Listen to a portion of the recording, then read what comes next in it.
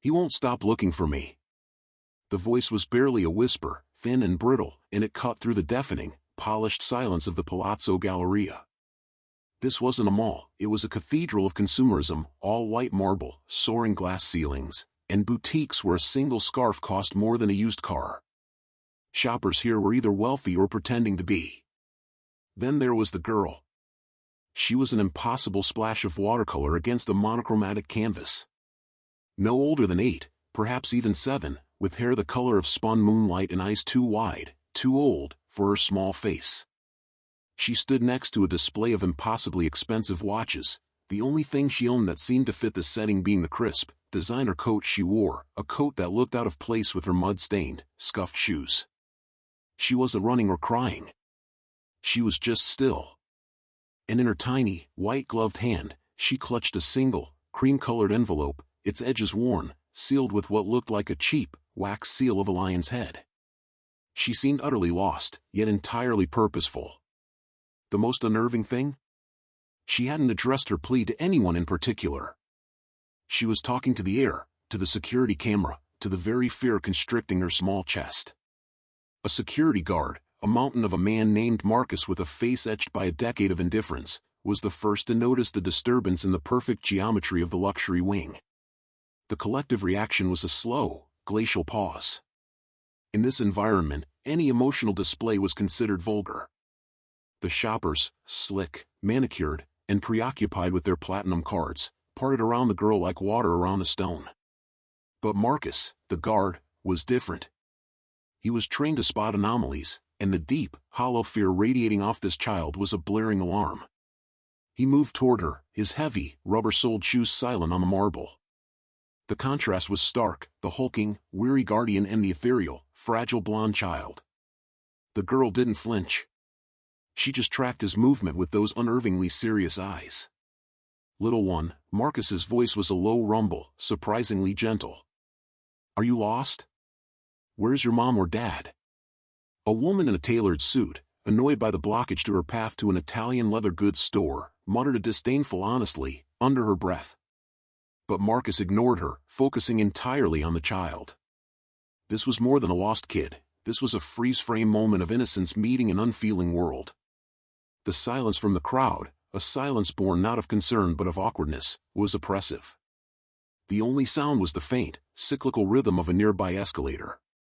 The girl didn't answer his question. Instead, she took a shaky, deep breath, tightened her grip on the envelope, and slid her small, defiant gaze up to meet Marcus's. The stillness in her posture was not shyness, it was the coiled tension of a deer cornered by a wolf. "I'm supposed to give this to someone safe," she whispered, her voice cracking the brittle veneer of the mall's tranquility. "And who is that, sweetie?" Marcus knelt down, ignoring the ache in his knees. He realized the girl wasn't just pretty, she was unnervingly well-groomed, with an expensive coat that smelled faintly of lavender and old paper. She looked like she'd stepped out of a private school brochure. "The person who will believe it," she said, tapping the envelope with a tiny, trembling finger. "It says everything. Why I left. Why I can't go back." The revelation was not her being lost, but her intentional, desperate act of placement. She hadn't wandered off, she had been dropped off, or, worse, she had escaped. Marcus saw the smudges of what looked like old bruises beneath the thick foundation on her wrist, a flash of purple he caught as her sleeve rode up. The lightness of the moment, the simple concern for a lost child, immediately became heavy, dark. He tried a reassuring smile. "I'm a security guard, honey. My job is to keep people safe. You can give it to me." The girl hesitated, her eyes flickering past Marcus to the wide, reflective windows of the mall. Her face paled. It was an involuntary reaction, a deep-seated fear response. She wasn't just afraid of a parent finding her, she was afraid of someone watching her. Then, she slowly held out the envelope. It felt significant, heavy with unspoken truths. On the front, written in elegant, looping cursive, were 2 words, "The Protector." Marcus carefully took the letter, the paper thin but cold to the touch. He noticed that the back was a deep, charcoal gray, almost like a piece of dark ash pressed flat, and when he tilted it, a faint, metallic sheen caught the light. It wasn't just a letter, it was a ticking clock. Marcus tucked the letter safely into his breast pocket. His police training from years ago, buried under a decade of mall patrol, was screaming child endangerment. The bruises, the coded message, the palpable terror, this was an extraction, not a mishap. "Okay," Marcus said, his voice now low and urgent. "What's your name?" "Elara," she whispered, her eyes still scanning the faces walking past. Suddenly, a sleek, black sedan, tinted windows opaque, slid past the mall entrance outside, moving slowly, a predator's pace. It circled the main fountain and paused, its engine a low, menacing purr that even the thick glass couldn't entirely dampen. Elara's small body immediately slumped, her hand flying to her mouth to stifle a cry. "They're here," she breathed, the terror finally breaking her composure. "They found me." Marcus looked from Elara to the car. Two men in identical dark suits and sunglasses were now standing outside the car, surveying the entrance. They weren't police, their posture was too arrogant, their movements too synchronized. They looked like professional enforcers. He had to move her, now. But the other shoppers, finally roused from their self-absorption, were beginning to gather, phones out, recording the drama. A small crowd meant a spotlight, which was the opposite of what he needed. Marcus grabbed his radio, his heart pounding a frantic rhythm against the letter in his pocket. He didn't call his supervisor. He called his only remaining contact from his old precinct, a former partner named Detective Reyes. "Reyes, it's Marcus. I have a situation. A little girl, Elara. Mall, main luxury wing. I need a clean extract, and I need a name. I think she's a witness or a runaway from someone serious. I'm going to take her to the staff area, back exit. Hurry." "They're here, two of them, dark suits." The men in suits were already entering the mall, their eyes sweeping the crowd with cold, clinical efficiency. They were heading directly for the luxury wing. Marcus looked at Elara, whose face was a mask of despair. The decision was made. There was no going back. He gripped her small hand. "Elara, we're going to play a game of hide-and-seek. You have to be very quiet, okay? We're going to run." Marcus practically swept Elara off the ground and moved with a speed that belied his size, leading her through a nondescript service door near a designer shoe store. The moment he slammed it shut, the chaos began. The two suited men were at the door instantly, their hands slamming against the steel with a deafening bang, bang, bang.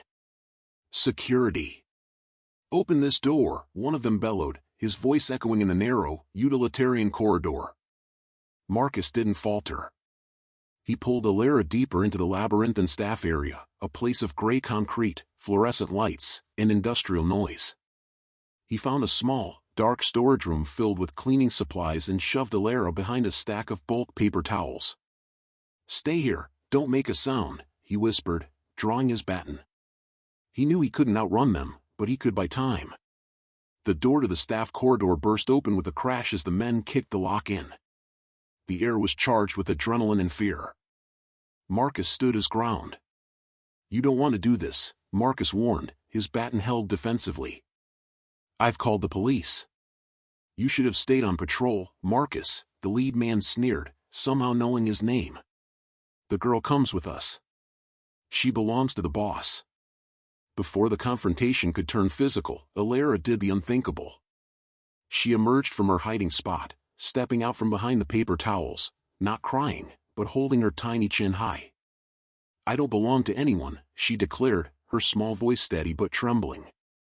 She reached into her coat pocket and pulled out a small, worn photograph, a picture of a beautiful woman with Elara's eyes, and a man whose face was scratched out. "My mother left me this," Elara announced, her voice gaining strength, the words carefully rehearsed. "She told me if he ever came for me, I had to tell everyone he stole me from her, and that he killed her, and the proof is in the letter you have." The mention of the murder was a brilliant, decisive move.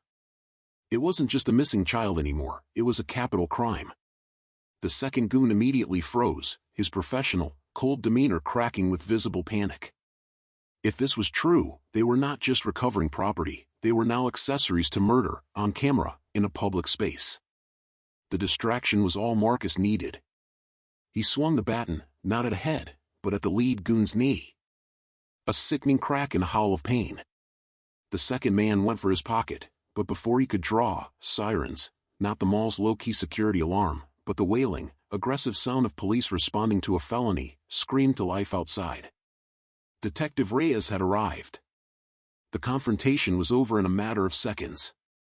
Reyes and two uniformed officers burst through the broken service door. The goons were cuffed, one still cradling his shattered knee. Marcus stood there, breathing heavily, the adrenaline receding, his baton still raised. Alara was safe, physically unharmed, but the sheer cost of her courage was written all over her face. The letter was immediately secured as evidence. Initial reports confirmed Alara's identity, Alara Vance, daughter of a recently deceased socialite. The boss they spoke of was her father, a high-level corporate financier with a documented history of volatility and a newly discovered, dark secret, the sudden accidental death of Alara's mother. Alara's mother had predicted this and carefully orchestrated her daughter's escape. Marcus was a hero, but the immediate crisis only birthed a new, agonizing question: now what? Alara couldn't go home. Her father was in custody but would likely be released on bail in hours. The luxury mall was now a crime scene. Alara was a key witness, a child of immense wealth, suddenly orphaned and terrified. Social services were on the way, the inevitable, cold hand of the system descending. Marcus looked at the small girl, exhausted, huddled against the wall, and knew he couldn't let the system swallow her up. He looked at Reyes, and an unspoken promise passed between the two old friends.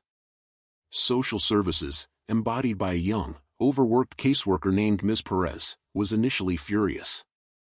Marcus, a mall security guard with a checkered past and a cramped apartment above a laundromat, was hardly a suitable foster candidate for a child of Alara's standing. But Alara, with a chilling intensity, refused to leave his side. Her testimony was clear: he is the protector. It was his name on the letter. My mother chose him. The letter, when fully analyzed, contained not only a mother's last testament against her husband but a surprising codicil, a detailed account of Marcus's integrity and a small, private fund set up years ago, earmarked for a trusted guardian. Alara's mother had observed Marcus's quiet kindness during her regular shopping trips, how he treated the janitors, how he once helped an elderly woman find her car. The protector was not a job title, it was a character reference. Against all protocol, and with Reyes's official, if reluctant, backing, Marcus was granted temporary emergency custody. The transformation was awkward, messy, and profound. Marcus's tiny, Spartan apartment was suddenly invaded by a pink and purple world. He learned to cook something other than canned soup, discovering Alara's intense dislike for anything that wasn't plain butter noodles. He watched her sleep, a small, fragile creature haunted by silent terrors. He'd wake up to her nightmares, holding her tight as she recounted images of shadows and screaming. He didn't try to fix her trauma, he just sat with it. He let her talk about her mother, not as a victim, but as the incredibly smart woman who had saved her. In return, Alara began to chip away at Marcus's hardened exterior. She demanded bedtime stories, forcing him to engage in imagination. She insisted he wear a tie, because protectors should look respectable. He started shaving every day. He found himself laughing, a sound he hadn't made in years. The house that had been a silent tomb of routine was now filled with the light and shadow of found family. He had to adapt, buying clothes that didn't fit, a new coat, less fancy, but warm, and finding a private tutor so she could catch up on her schooling. He had traded his solitary, simple life for a complex, loving mess, and he wouldn't trade it back for anything. 6 months later, the initial custody order was set to be reviewed by the court. The system came calling again, this time with a full frontal assault. The prosecution had successfully locked up Alara's father, but the institution of wealth and power still fought for control of her future. A team of lawyers, acting for her paternal estate, argued that Marcus, a former police officer with a minor, decades-old disciplinary incident, living in a lower-end apartment, was unsuitable to raise a child of Alara's pedigree. The court scene was stark, Marcus in his best, slightly ill-fitting suit, facing down a battery of suits in Italian wool. The moral debate centered on the very definition of care. The estate's lawyer painted Marcus as an unstable, financially precarious relic. "We are not debating love, Your Honor," the opposing counsel declared with calculated pity. We are debating opportunity. A child of Ms. Vance's potential needs the proper environment, the resources, the legacy that her family can provide, not the meager, unstable life of a mall security guard. Ms. Perez, the caseworker, stood by Marcus, her face tight with worry. She admitted the placement was unconventional, but the change in Alara was undeniable. The girl who had been a ghost was now a lively, if still serious, child. It came down to the testimony of the child. Alara, now 9, was brought to the stand, a small figure in a vast, intimidating room. Alara, the judge asked gently, you are safe now. Who do you want to live with? The court held its breath. She looked past the lawyers, past the silent stenographer, and fixed her eyes on Marcus. She didn't talk about his clean apartment or his money. She spoke of the night she arrived. My mother told me that people who are the most powerful are not the ones who wear the fanciest clothes or who have the biggest houses, Alara testified, her voice clear and unwavering. They are the ones who stop for a scared little girl when no one else will. She said the man who would help me would have the strength to stand between me and the bad man. Mr. Marcus did that. He got a broken door and a broken knee for me. The letter did not say find a rich person. It said find the protector. And he is my protector. Alara's testimony was the decisive blow. It was the truth of the heart, delivered with the devastating clarity of a child who had seen too much. It transcended legal arguments and financial ledgers. It was a moral indictment of the system that prioritized net worth over human worth. The judge, a hardened woman who rarely showed emotion, cleared her throat, her eyes shining with unshed tears. She looked at Marcus, and then at Alara. This court finds that Alara Vance is a child who has exhibited remarkable resilience and clarity of thought, the judge announced, the gavel heavy in her hand. The court also finds that the plaintiff, Mr. Marcus Cole, has provided a stable, loving, and demonstrably protective environment for the minor child. Based on the overwhelming evidence of the child's psychological well-being and clear, expressed preference, permanent legal custody is hereby granted to Mr. Marcus Cole. The relief in the room was a collective, massive exhale. Marcus did not jump up or shout. He simply let his shoulders sag, then reached out his hand to Alara. She took it instantly. The non-conventional family was now official. They walked out of the courtroom, a towering, rugged man and a small, blonde girl, their hands locked, a silent victory won not with money, but with courage. 5 years later, the apartment above the laundromat was gone. It had been sold to fund the creation of the Gold Leaf Foundation. The foundation was Alara's idea, co-founded by Marcus and Detective Reyes, now retired. It was small, discreet, and named after the metallic, charcoal gray paper of the envelope, a dark symbol turned into a bright mission. The Gold Leaf Foundation's mission was simple. It provided anonymous, safe conduits for children in abusive or threatening households to deliver vital evidence, letters, recordings, photos, to trusted, vetted guardians. It was a network of people willing to risk comfort and convenience for the sake of a vulnerable child. Marcus, no longer a mall guard but the Foundation's director of operations, often spoke to the new members. He looked softer now, his eyes clearer, his posture lighter. Alara, now 14, was a brilliant, articulate, and fiercely empathetic young woman. She was thriving in her studies and volunteered her time helping to organize the Foundation's outreach programs. She still had a seriousness to her, but it was now the seriousness of purpose, not of fear. On the Foundation's wall, behind Marcus's desk, was a framed quote, a handwritten note from Alara that read, "The protector is not a title, it is a choice to see the fire in the dark." Marcus had found more than a child that day, he had found a reason to fully live. He looked at Alara, laughing with Reyes over a stack of paperwork, and he saw the profound lesson of their improbable journey. Sometimes, the greatest rescue is the one that saves the rescuer, too.